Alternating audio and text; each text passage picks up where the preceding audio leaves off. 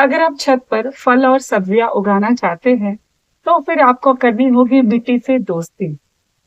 जब मिट्टी में न्यूट्रिशन होगा, तभी तो वो हमें बदले में अच्छे-अच्छे सब्जियां, फल और फूल देंगे। तो जानते हैं कैसे बनाएं बेजान मिट्टी को उपजाऊ और कैसे पा सकते हैं एक अच्छी फसल। तो आइए जानते हैं।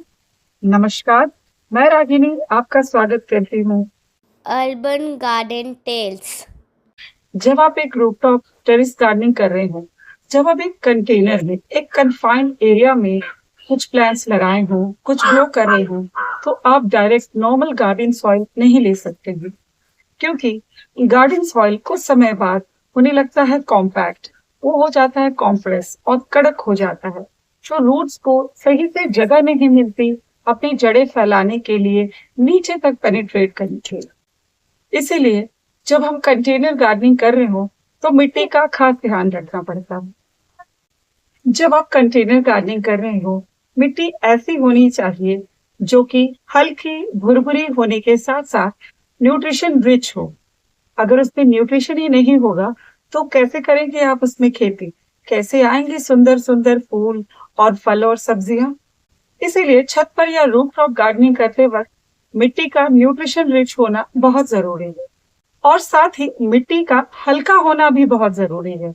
अगर मिट्टी भारी होगी, तो हम उसे छत पर यूज करेंगे, टेरेस पर यूज करेंगे, तो और भार बढ़ेगा। इसीलिए मिट्टी का हल्का होना भी बहुत जरूरी है। थर्ड इंपॉर्टेंट पॉइंट है मिट्टी का पोरस होना, यानी मिट्टी वेल ड्रेनिंग होनी चाहिए। उसमें जैसे ही हम पानी डालें, वो थोड़ी देर में सारा पानी निकाल दे, ऐसी मिट्टी होनी चाहिए। अगर मिट्टी बिल्कुल चिपचिपी सी, वाटर लॉग्ड सी होगी, तो हमारी जड़ें खराब हो जाएंगी। तो किसी पॉट या ग्रो बैग में मिट्टी भरने के वक्त ये बिल्कुल ध्यान रखें कि मिट्टी भारी ना हो। इसीलिए मिट्टी बनाते वक्त हम उसमें पूरा गार्डन सॉइल ना डालकर उसमें लगभग 50% हम गार्डन सॉइल डालते हैं और बाकी 50% दूसरी चीजें डालते हैं। जैसे आप डाल सकते हैं कोकोपीट।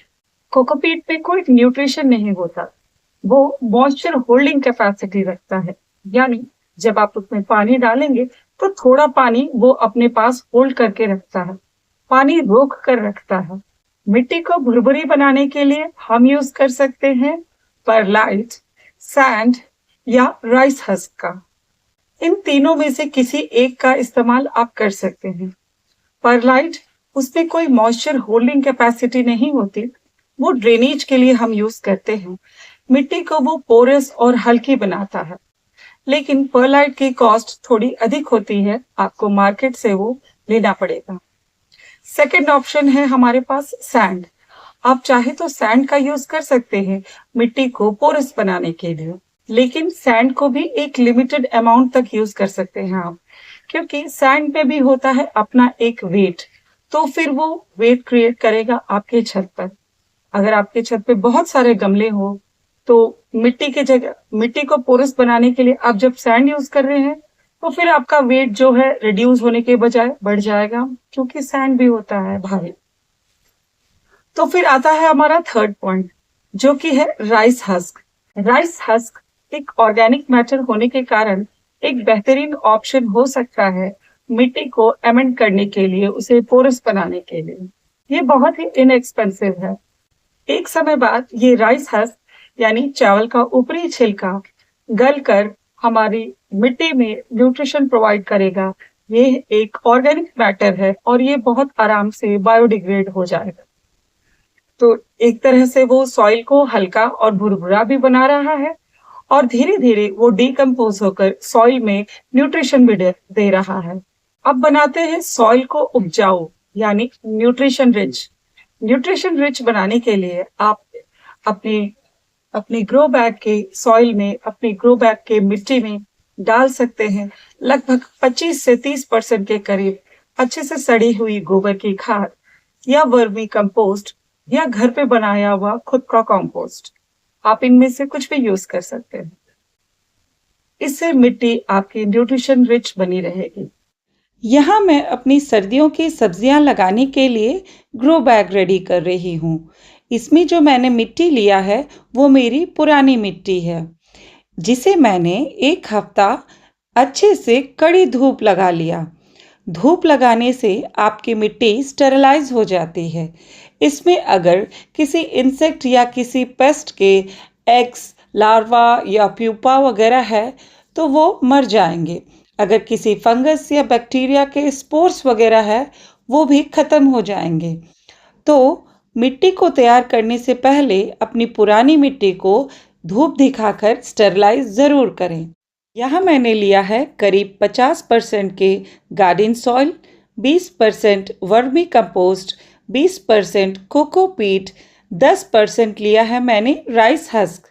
इसे अच्छे से उलटते पलटते हुए चारों तरफ से मिला लें।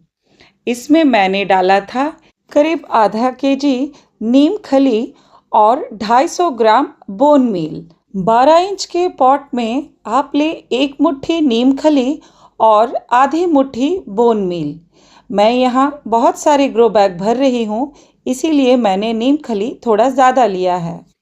ग्रो बैग के सबसे निचले हिस्से में आप डालें सूखे पत्ते, छोटे डालियाँ, डंठल, आपके गार्डन वेस्ट जो भी है वो डाल सकते हैं।